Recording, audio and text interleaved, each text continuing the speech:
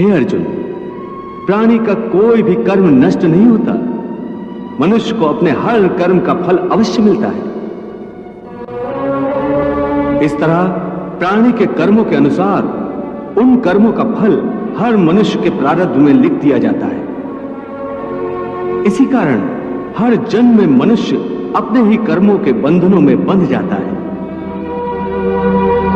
इसी कर्म के बंधन में बंध जाने के कारण मनुष्य आवागमन अर्थात जन्म जन्मांतर के चक्रव्यूह में फंसा रहता है और उसे मोक्ष प्राप्त नहीं हो पाता।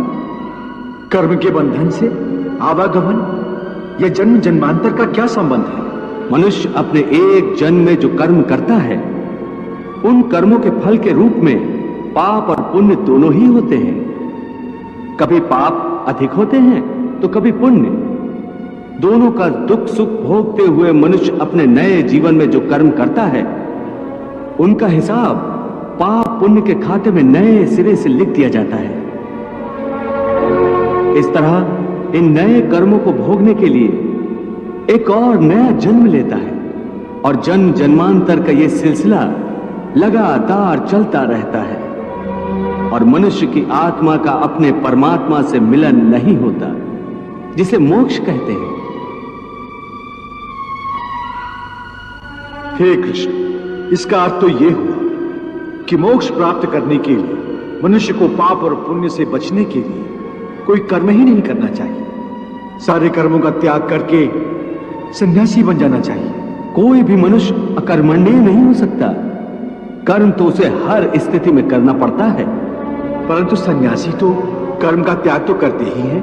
हे पार्थ, सन्यासी भी कर्मों का त्याग नहीं करते, न ही कर सकते हैं। मैंने पहले कहा था कि सन्यासी भी कर्म करते हैं। खाना पीना, उठना बैठना, तपस्या करना, साधना करना, ये सब भी तो कर्म ही है। कर्म से कोई कैसे मुक्त हो सकता है? हे केशव, जब कर्म से मनुष्य मुक्त नहीं हो सकता तो वो कर्म कैसे करे कि उसे पाप और पुण्य से मुक्ति मिले? हे पार्थ, इसका तरीका यह है कि मनुष्य फल की इच्छा त्याग कर कर्म को अपना धर्म समझकर करे। फल उसे अवश्य मिलेगा, परंतु इस फल का वो विधान की इच्छा समझकर स्वीकार करे। ज्ञानी पुरुष इसी योग को अपनाकर कर्म योगी बन जाते हैं। कितना महान सत्य प्रभु ने सहज ही कह दिया। वो कैसे भगवान? देवी, समस्त भय, चिंता, कलेश के मूल में आसक्ति होती है।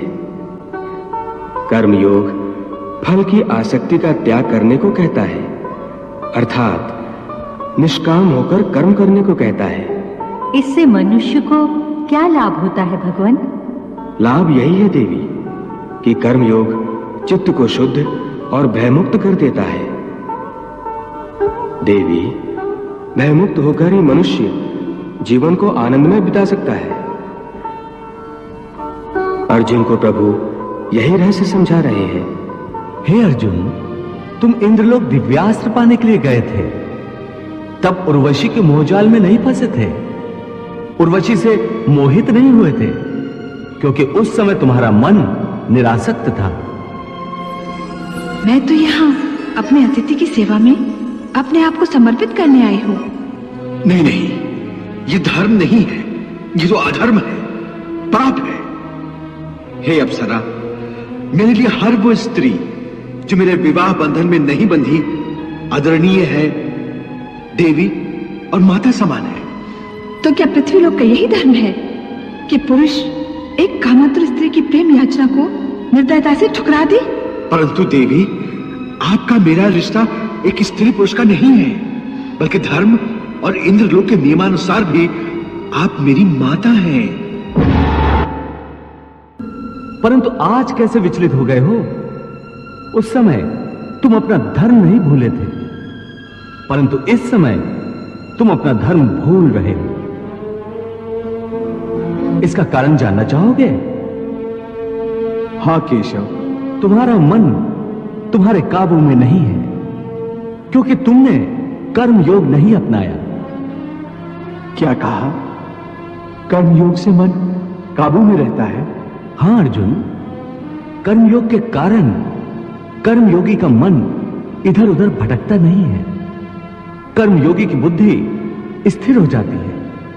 जिस प्रकार पत्थर के एक मजबूत चट्टान को नदी की तूफानी लहरें भी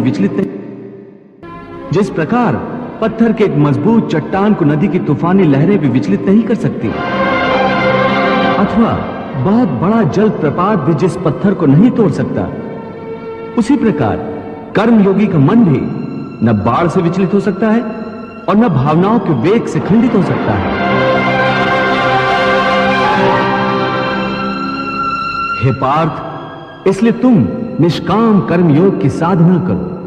और निष्काम कर्मयोग की सबसे बड़ी विशेषता यह है कि तुम कर्म करते हुए भी कर्म के बंधनों में बांधे नहीं जाओगे। हे केशव, कर्म करते हुए भी कर्म का बंधन नहीं होगा, ये कैसे संभव? उस कर्म का तरीका बताओ जिससे कर्म करो और बंधन भी ना हो। इसका बड़ा ही सहज तरीका है। तुम कर्म फल में आसक्ति मत रखो। ये कैसे हो सकता है? फल प्राप्ति की इच्छा तो हर कोई करता है। परंतु क्या इच्छा करने से मनुष्य को फल की प्राप्ति होती है? नहीं अर्जुन, क्योंकि फल तो प्रारब्ध के हाथ में है। और जो भी मनुष्य फल प्राप्ति की इच्छा करता है, उसका मन फल के बारे में सोचकर अपने कर्म और कर्तव्य से विचलित हो जाता है और उसे वो फल प्राप्त नहीं होता जिसकी उसने इच्छा की थी।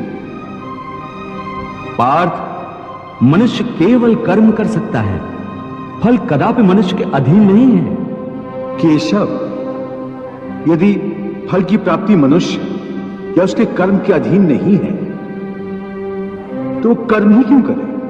क्योंकि मनुष्य का धर्म है अपने कर्तव्य का पालन करना। इस कर्तव्य पालन के लिए आवश्यक कर्म करना। परंतु हे केशव, फल प्राप्ति की कामना छोड़ने पर मनुष्य में कर्म करने की प्रवृत्ति उत्पन्न कैसे होगी? यदि फल की इच्छा न रहेगी तो मनुष्य कर्म ही क्यों करेगा?